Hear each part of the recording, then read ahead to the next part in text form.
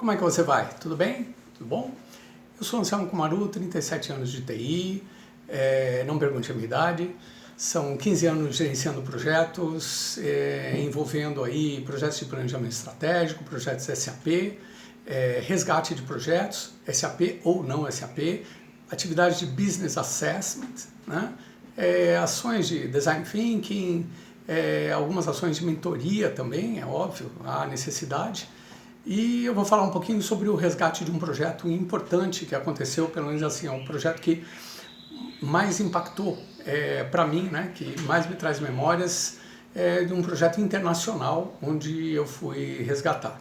Eu fui chamado para conduzir um projeto, na verdade, em uma necessidade de resgate. O projeto foi pensado por um rollout de 4 meses e meio e no final das contas o balanço deu cerca de 17 meses, daí vocês imaginam essa questão, né? E eu fui apresentado inicialmente ao cliente, à equipe, né? O cliente altamente desgastado, né? Eu costumo dizer que o projeto problema é assim, o cliente ainda nem sabe o meu nome, mas ele já está com raiva de mim, né? Não fui eu que fiz, mas eu sou responsável por tentar resolver. Então é exatamente esse o nosso papel. E entramos lá no cliente, conheci um pouco do cliente, entendi um pouco das expectativas, impaciência, e conversei também com a equipe, né? Procurei fazer uma abordagem de plano de comunicação com a equipe mais adequado, afinal de contas eram profissionais que a gente respeita nos dias de hoje, né? Nós estamos falando de pessoas com praticamente todos ali com superior e pós-graduação, inglês fluente, já passagem, viagens anteriores aos Estados Unidos, seja a trabalho ou a lazer, né? Mas assim, são pessoas preparadas, né? São pessoas que elas foram escolhidas a dedo para estarem ali. Mas o desgaste, né? As dificuldades do projeto, as falhas, né? Que foram encontradas durante o projeto. Inclusive uma experiência muito ruim, um rollback, né?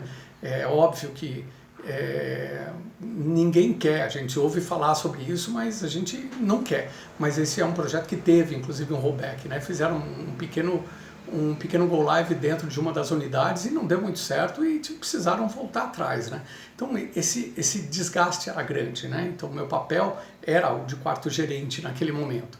Bom, tomei um pouco de pé da situação. Documentação realmente estava difícil, não teve um acompanhamento metodológico adequado, seja falando sobre workbook ou seja falando sobre blueprint. A documentação de planejamento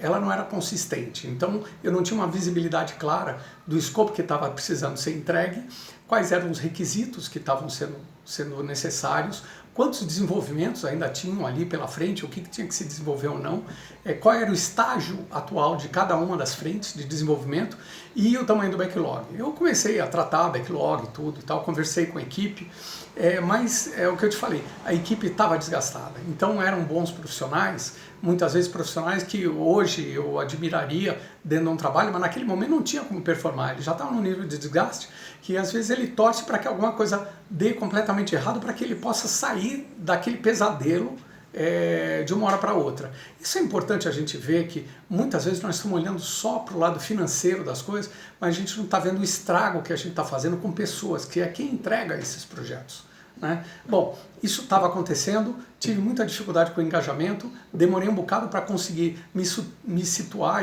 e fornecer uma curva S, né?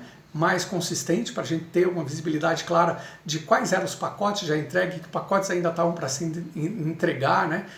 Qual era o history, né? Que a gente tinha que estar tratando dali para diante. Eu tinha uma certa dificuldade de obtenção do backlog e reuniões de status report acontecendo, é óbvio, o pessoal lá nos Estados Unidos pressionando, o pessoal no Brasil pressionando. Bom, conseguimos ter uma determinada visibilidade do estágio de desenvolvimento, organizamos e fomos para os Estados Unidos pela primeira vez com a equipe. Afinal, até aqui o projeto estava tocando remoto, mas eles já tinham passado por lá com outras coisas erradas. E naquele momento nós conseguimos fazer essa ida para lá para rodar os primeiros testes unitários. Então conversamos rapidamente, nos conhecemos lá, né? E rodamos a questão dos testes unitários com cenário já todos pré-apresentados desde aqui, conversados com a equipe, e os testes unitários ocorreram bem, seguimos metodologia, atingimos os nossos objetivos. Existia sim backlog, existia um desenvolvimento, bug fix, mas a missão estava cumprida, né? Num projeto onde você tem tamanha imprevisibilidade entre o previsto e o realizado, é óbvio que você vai lidar com muito problema que ainda não foi nem descoberto, né? Você vai descobrir no meio do caminho. Se você não fechou direito um escopo de trabalho em um projeto de médio a longo prazo, é óbvio que você vai lidar com surpresa o tempo todo e precisa ter resiliência para isso, né? E essa é uma das grandes dificuldades, as pessoas terem resiliência para entender que aquele projeto é um projeto problema, que todo mundo que está ali não está para brincadeira, quer terminar o projeto, quer cumprir, mas chega uma hora que o nível de pressão ele não resolve mais, ele só desgasta, só estraga, né? Então esse é um ponto importante nos projetos problemas. Então você está no meio de um projeto, tem muito problema, comece a exercitar a resiliência, tá? Então conseguimos formar uma certa curva S, ainda com uma série de dificuldades, concluímos os testes unitários, voltamos para o Brasil, fizemos todo um trabalho de visão de backlog e tal, tudo, atuamos, construímos um cenário de teste integrado, organizamos com ele um cenário de teste integrado, validamos com a equipe nos Estados Unidos, inclusive isso, né? E fomos para lá para a realização de um workshop de 2 dias e meio com o americano inteiro. Gente, falar 2 dias e meio num workshop para americano, só quem já passou por isso sabe. Em alguns momentos fala, isso é fácil, tal, não sei o que, a primeira vez, cara, é ferro. Mas vamos lá. Fomos para lá, né? Bom, no meio do caminho precisei lidar com uma série de coisas e isso daí não passa pela questão da gestão, né? Ninguém olha direito de gestão, tá todo mundo preocupado demais com técnica, com um monte de coisa. Bom, nós tivemos 2 consultores, por exemplo, que tiveram muito atraso no processo de liberação nas entrevistas lá na entrada no país. E isso acarretou em perda de conexão. E aí, o que faz um gerente nesse momento? Bom, eu sentei e perdi o voo junto com eles. Afinal de contas, eu era a melhor pessoa para ajudar a resolver aquele problema.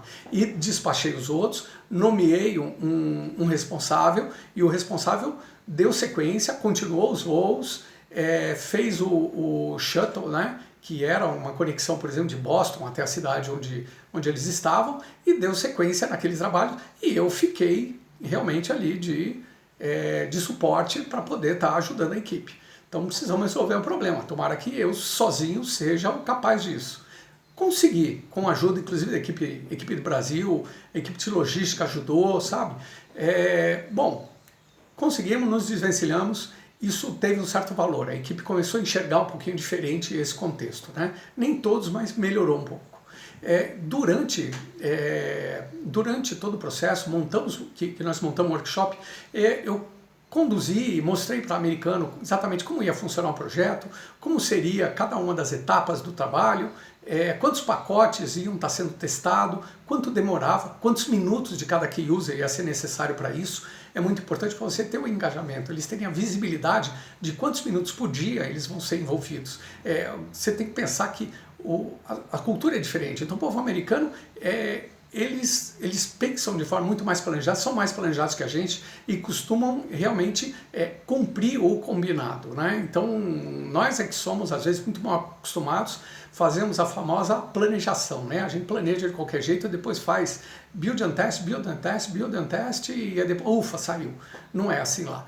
E fizemos então toda essa organização, apresentei a equipe mostrou todo o trabalho, fiz uma dinâmica chamada Character e inclusive foi muito bem aceita, foi muito boa essa dinâmica, né? Então foram 2 dias e meio muito ricos, mas muito difíceis, né? Chega uma hora que você está lá na frente falando por 2 dias seguidos, te falta uma palavra e você ouve uma piada deles, try em português, né? Então é óbvio.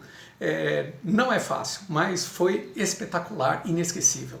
Conduzimos, iniciamos testes integrados, utilizamos ali toda a visão de cenários bem prevista e técnicas de burn down para acompanhamento diário do projeto. Suporte da equipe do Brasil, realmente assim, algumas pessoas espetaculares aqui me ajudando enquanto eu estava fazendo esse trabalho lá, porque era muita coisa para ficar tomando conta, mais equipe, mais desgaste, mais questões de logística. Para ter uma ideia, a primeira viagem que nós fomos para lá, eu até esqueci de comentar, ninguém queria andar com ninguém. Então cada um queria a tua parte para poder alugar o teu carro e ninguém quer ver a cara de ninguém. Você imagina como está o projeto nessas questões, né? Então, tinha uma série de coisas então para estar tomando conta. Bom, conseguir diariamente mostrar que o projeto tinha atraso, que tinha necessidade de maior dedicação, que os tempos que nós estávamos gastando, eles estavam dentro do previsto, mas a dedicação do pessoal acabava não acontecendo da forma que a gente estava esperando. Até porque são key users, a gente sabe disso. Não é por nada que hoje existe tanta reforma na parte de testes integrados. Porque, afinal de contas, os key users não têm tempo. E eles são as pessoas que mais conhecem do negócio que está tocar o dia a dia, né? E convencemos, isso foi histórico, eu me orgulho disso, consegui convencer a CFO de que a gente deveria estar promovendo o almoço dentro da empresa, então todo mundo almoçava junto, eles encomendavam o almoço e a gente almoçava lá, né?